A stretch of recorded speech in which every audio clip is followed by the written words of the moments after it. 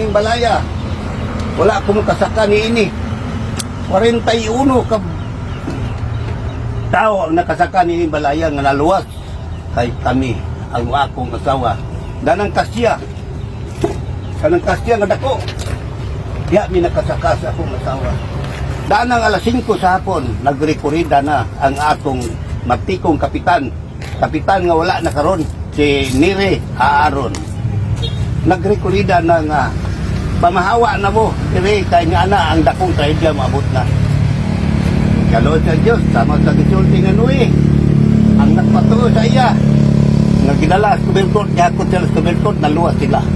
Pero ang wala, ang naka-survive, nakaabot sila sa Miging, ang wala patay.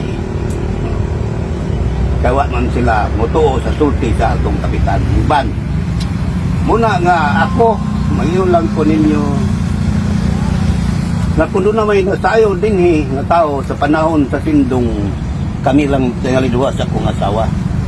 Mao'y nahibalo sa dakong trahedya. Kay kini kabalayan ni tanan din Kabalayan ni tanan din 400 kabalay kapin kani dinis. Tinutungod lagi. Kay doon na pa yung mga balay nga dagko pa kay dana. Pero tingali pagbuot sa Ginoo nga katong mga balaya paghaon to siya. Kay unsaon man good. Kay nato kaupman ang kinaya sa tao.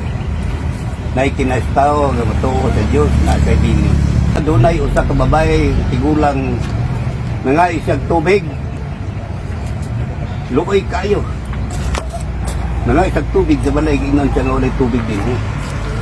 Adto lang sa unahan gitudlo siya.